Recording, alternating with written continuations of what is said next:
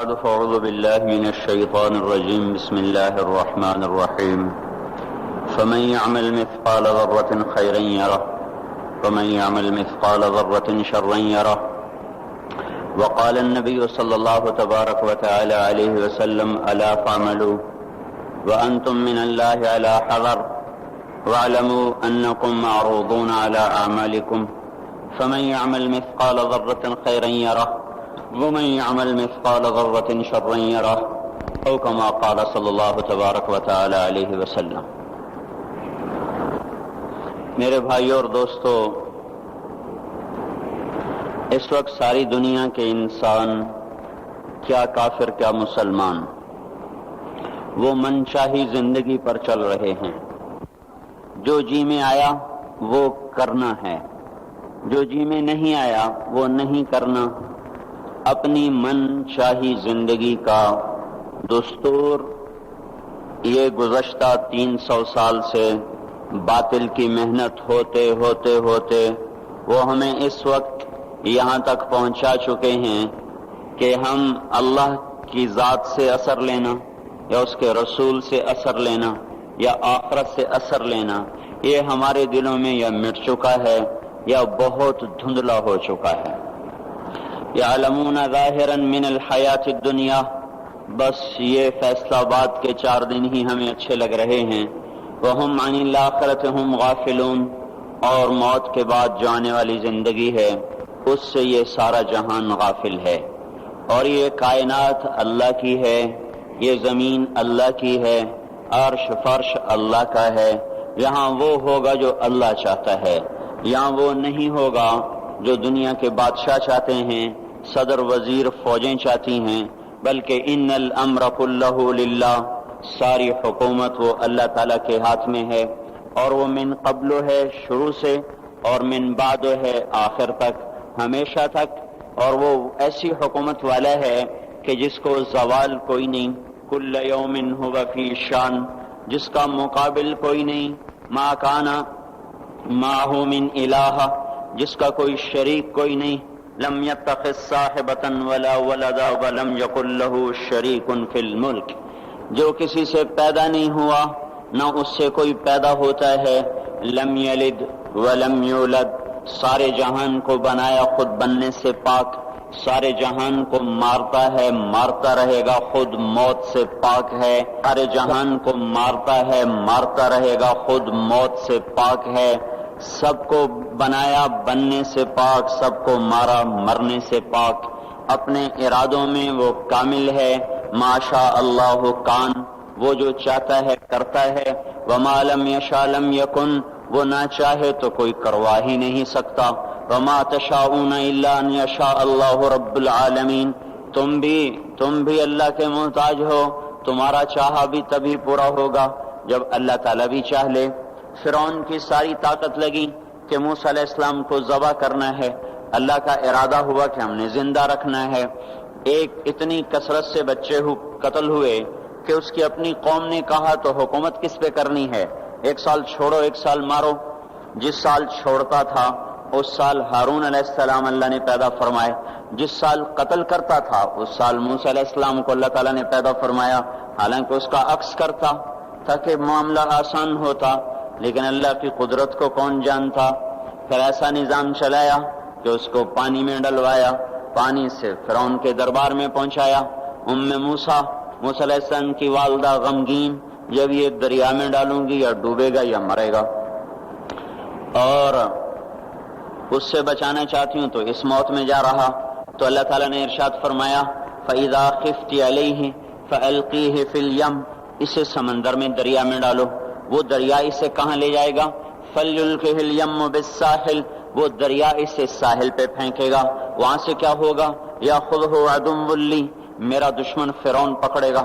وَعَدُوٌّ لَّهُ، اس کا بھی دشمن ہے، اس کو پکڑ لے گا. تو موسیٰ علیہ السلام کی والدہ کے جی میں آیا: یا اللہ، جس سے بچانا ہے وہی اس کو پکڑے گا تو یہ بچے گا کیسے؟ وہ تو اس کو دیکھتے ہی ذبح کرے گا. تو اللہ تعالیٰ نے ارشاد فرمایا: لا تخافی ولا تحزنی، نہ اس کی موت کا غم کھا، نہ اس کی موت کا خوف کھا، نہ اس کی جدائی کا غم کھا.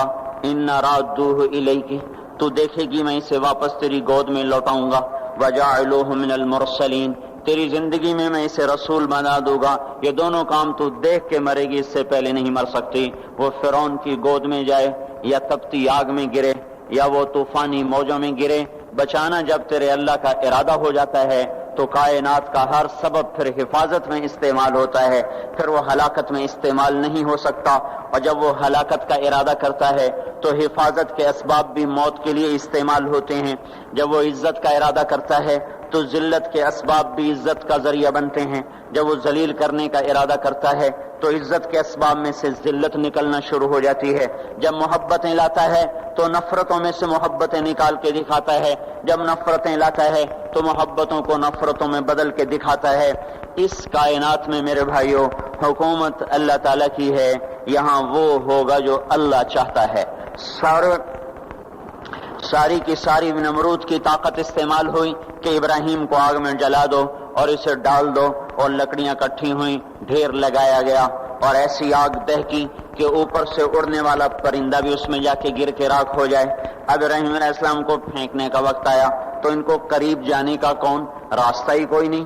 ابراہیم علیہ السلام سے کہنے لگے تو خود چلا جا، وہ کہنے لگے میں کیوں جاؤں، تم نے جلانا ہے پھینکو مجھے۔ اب پھینکنے کا طریقہ کوئی نہیں، قریب جائیں تو خود جلتے ہیں۔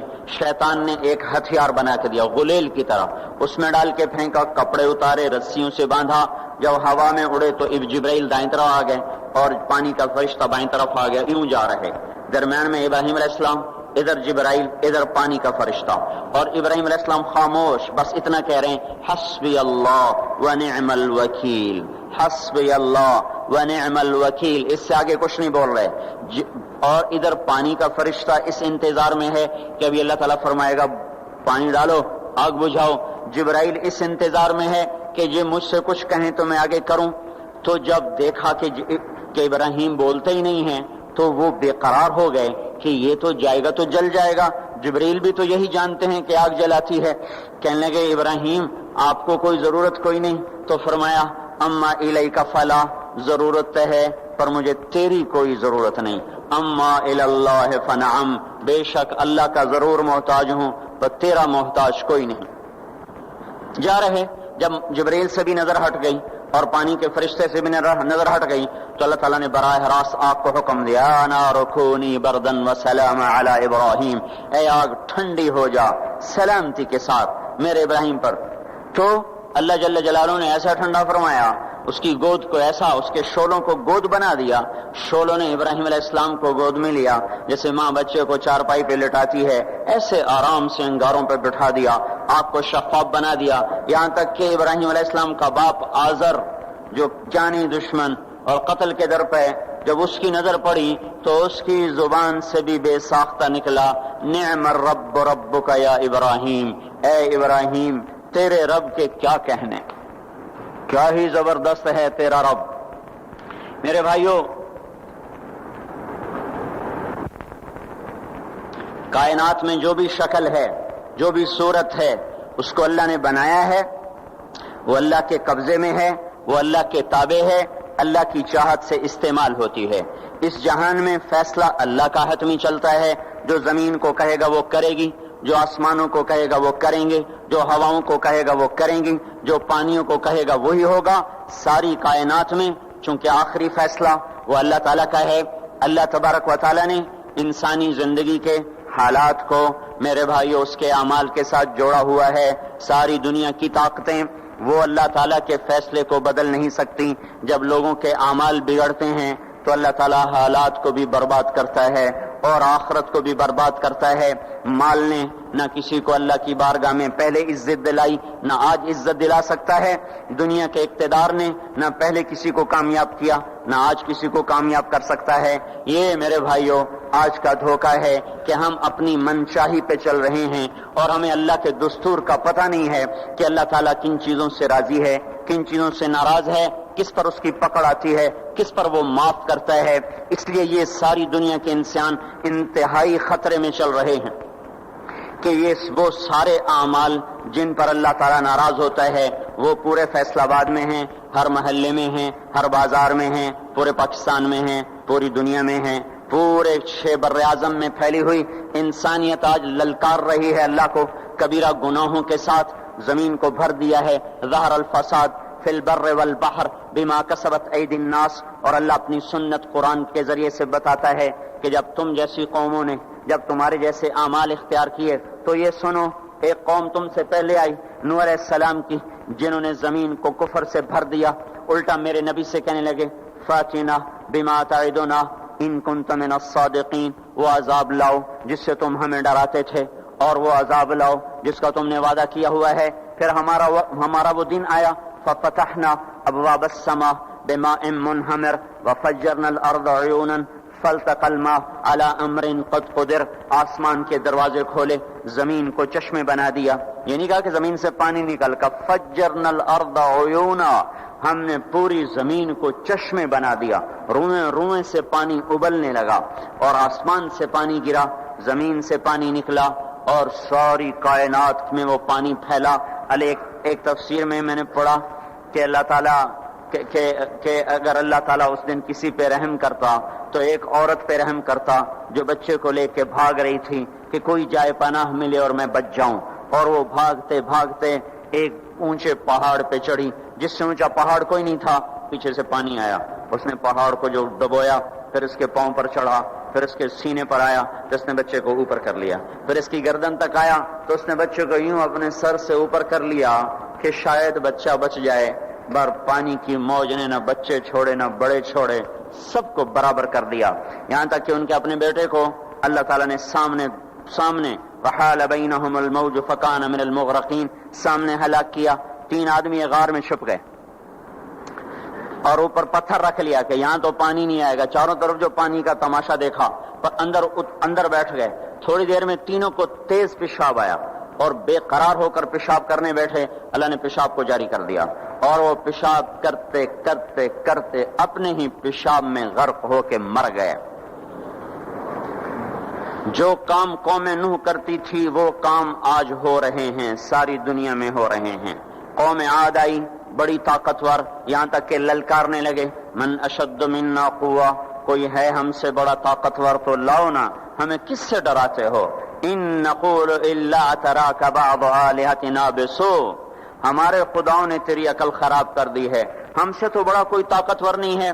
تو اللہ تعالیٰ نے فرمایا اولم یرو ان الذی خلقہم هو اشد منہم قوہ, اے ہود انہیں بتاؤ جس نے تمہیں پیدا کیا ہے وہ تم سے زیادہ طاقتور ہے. تو جب اللہ تعالیٰ کی طرف سے وہ حجت پوری ہوئی اور وہ اپنے تکبر میں بڑھتے رہے, نافرمانی میں بڑھتے رہے, تو اللہ نے عذاب کا دروازہ کھولا. قحط آ گیا, انسان ایسے بھوکے, اور وہ انسان ہماری طرح تو تھے نہیں. 40 ہاتھ قد ہوتا تھا, 30 ہاتھ قد ہوتا تھا, 800 سال 900 سال عمر ہوتی تھی, نہ بوڑھے ہوتے تھے, نہ بیمار ہوتے تھے, نہ دانت ٹوٹے, نہ کمزور ہو, نہ نظر کمزور ہو, جوان تندرست توانا, صرف موت آتی تھی, اس کے علاوہ کچھ نہیں ہوتا تھا انہیں.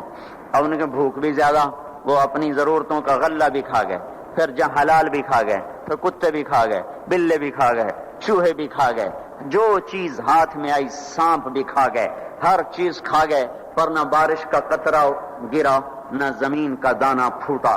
یہاں کے درخت توڑ توڑ کے ان کے پتے چبا گئے, قحط دور نہ ہوا. تو پھر انہوں نے ایک وفد بھیجا, بیت اللہ بھیجا کہ ہمیں بارش دو. وہ جب مصیبت آتی تھی اوپر والے کو پکارتے تھے, جب وہ کام کر دیتا تھا پھر سرکش ہو جاتے تھے, پھر انہی پتھروں کو پوچھتے تھے.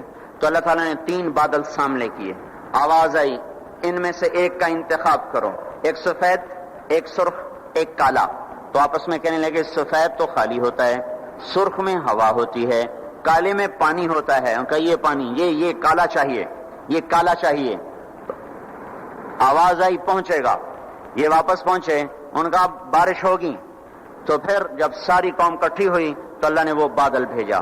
فلما رأوه عارضا مستقبل اودیتہم, وہ بادل آیا کالا, کہنے لگے ھذا عارض ممطرنا, وہ دیکھو آئی بارش. تو اللہ تعالیٰ نے کہا بل هو ما استعجلتم به, یہ بارش نہیں, یہ وہ عذاب ہے جو تم ہود سے کہتے تھے.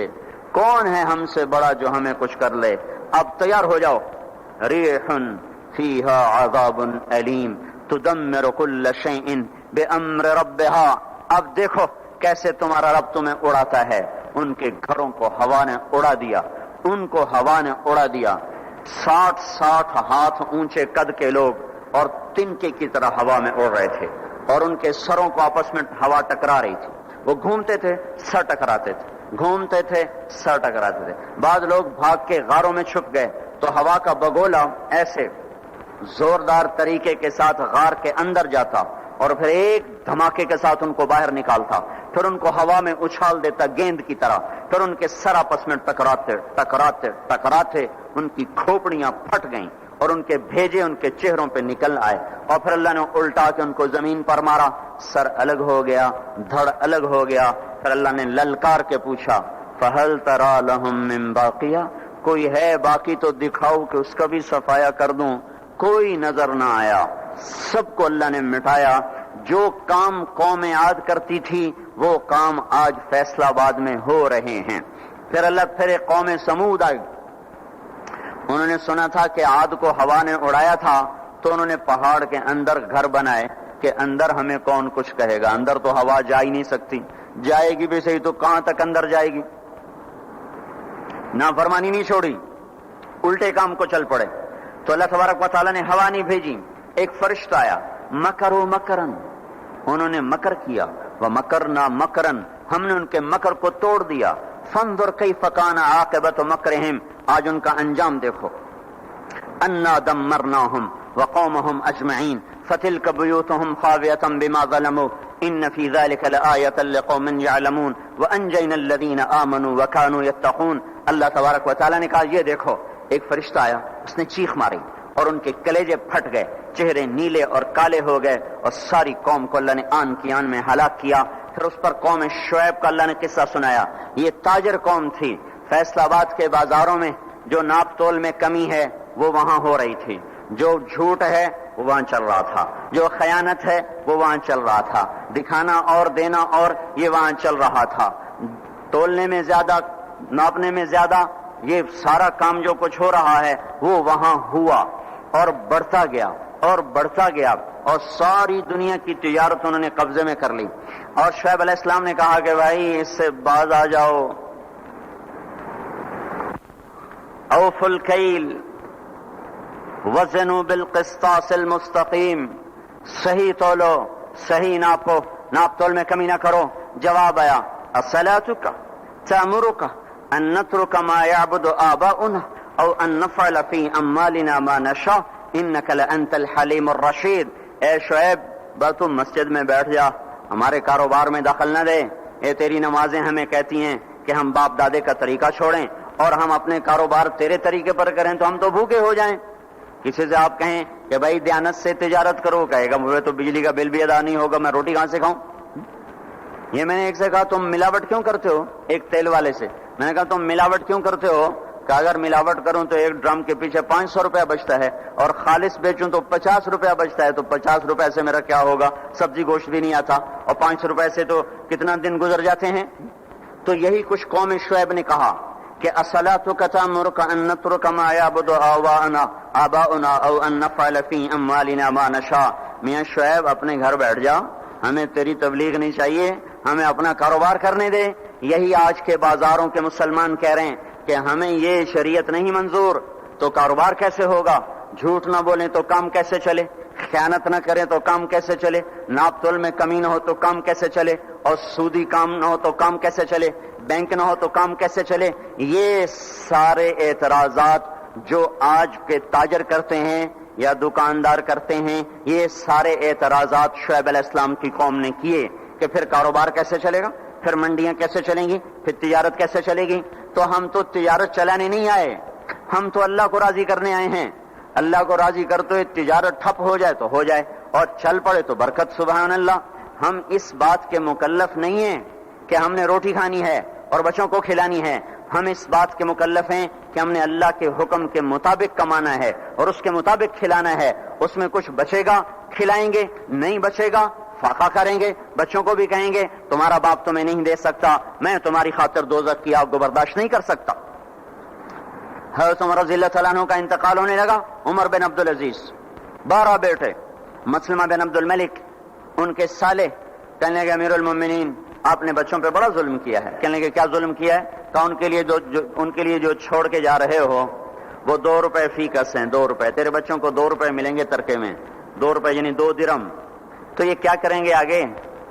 ان کا تو نے کچھ نہ بنایا، تو زہر نے اثر کر لیا تھا، کہنے لگے مجھے بٹھا دو، مجھے بٹھا دو، تو انہیں بٹھا دیا، کہنے لگے بات سنو، میں نے ان کو حرام کوئی نہیں کھلایا اور حلال میرے پاس تھا ہی نہیں، تو لہذا میں اس کا مکلف ہی نہیں ہوں کہ ان کے لیے جمع کروں۔ وہ کہنے لگے 1,00,000 روپیہ میں دیتا ہوں، میری طرف سے بچوں کو ہدیہ کر دو۔ کہنے لگے وعدہ کرتے ہو؟ کہنے لگے ہاں وعدہ کرتا ہوں۔ کہنے لگے اچھا ایسا کرو، جہاں جہاں سے ظلم اور رشوت سے تم نے یہ پیسہ اکٹھا کیا نا، ان لوگوں کو واپس کر دو، میرے بچوں کو تمہارے پیسے کی ضرورت کوئی نہیں۔ پھر کہا میرے بچوں کو بلاؤ، وہ سب کو بلا لیا، تو اس کے بعد ارشاد فرمایا اے میرے بیٹو، میرے سامنے 2 راستے تھے، ایک یہ تھا میں تمہارے لیے جمع کرتا دولت، چاہے حلال ہوتی چاہے حرام ہوتی، لیکن اس کے بدلے میں دوزخ میں جاتا۔ دوسرا راستہ یہ تھا میں تمہیں تقویٰ سکھاتا، اللہ سے لینا سکھاتا، خود جنت میں جاتا۔ میرے بچوں، میں تمہارا باپ دوزخ کی آگ نہیں برداشت کر سکتا، لہذا میں نے تمہیں حرام نہیں کھلایا، نہ حرام جمع کیا، میں نے تمہیں دوسرا راستہ سکھا دیا ہے تقوی والا۔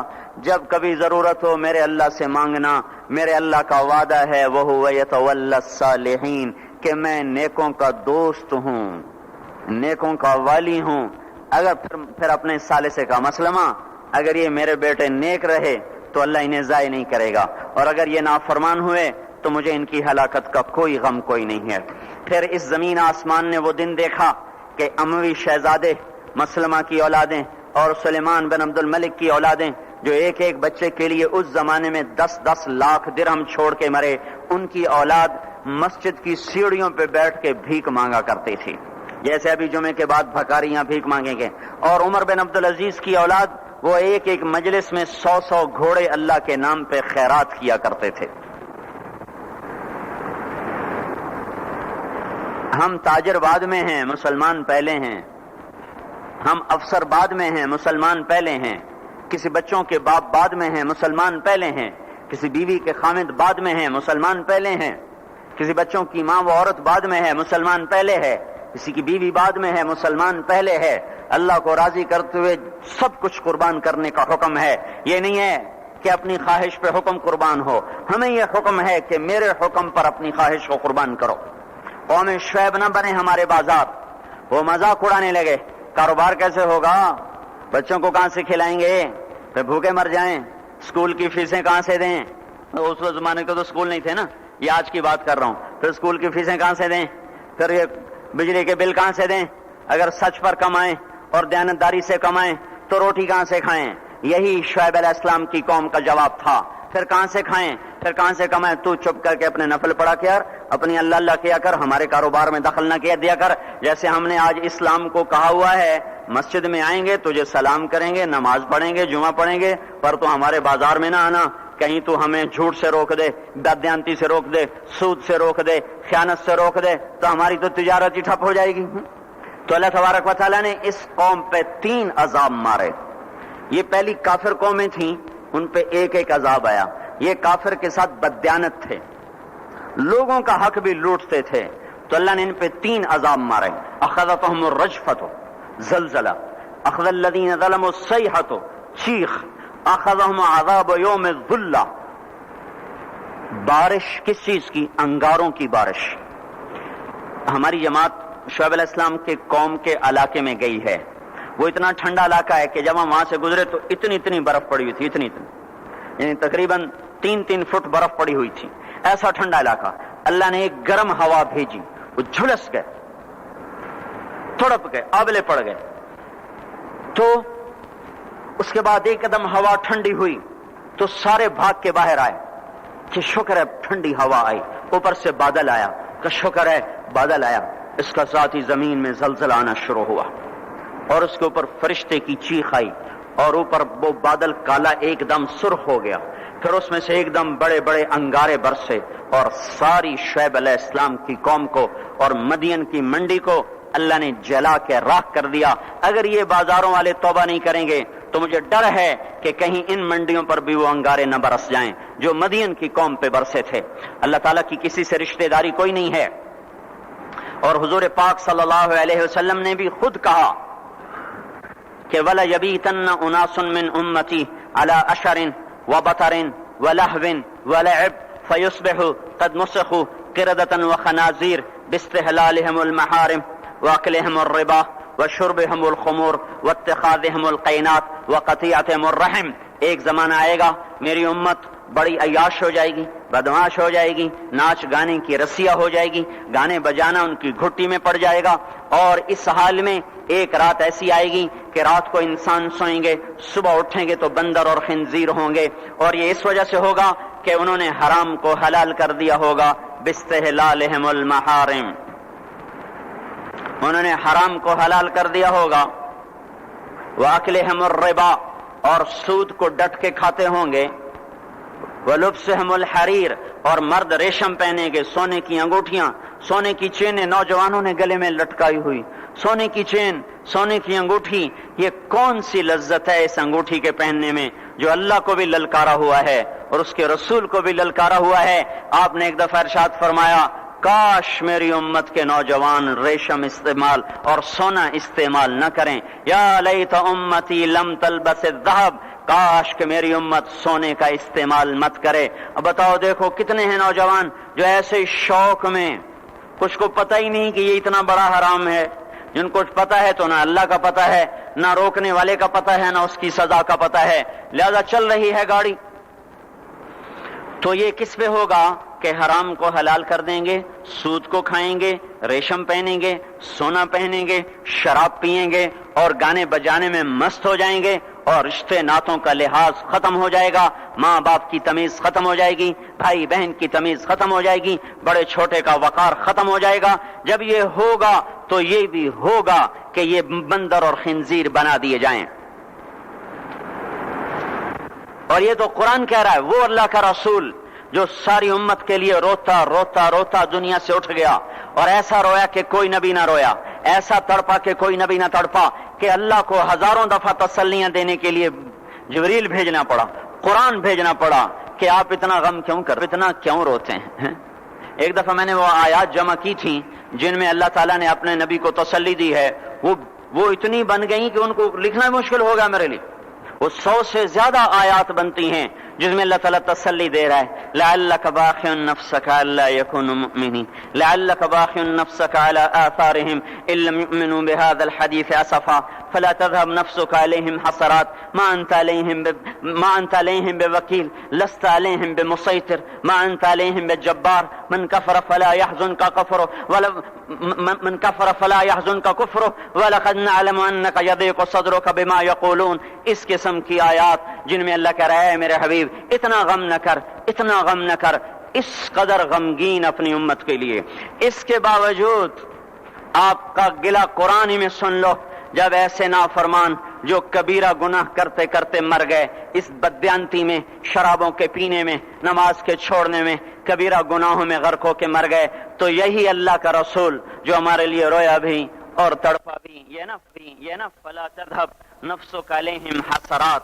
یہ آیت اس مضمون میں ایسی زبردست آیت ہے کہ اس کو اردو زبان میں منتقل نہیں کیا جا سکتا، کہ جو اللہ تعالیٰ نے آپ کے اندر کے سینے کا غم، حسرات اور فلا تذهب نفسک علیہم حسرات، ان الفاظ میں جو اللہ نے اپنے محبوب کے سینے کا غم بیان کیا ہے، اللہ کی قسم کوئی زبان اس کا ترجمہ نہیں کر سکتی کہ کس قدر آپ کا سینہ جل رہا تھا اس امت کے غم میں کہ یہ ہلاک نہ ہو جائیں، یہ جہنم میں نہ چلے جائیں۔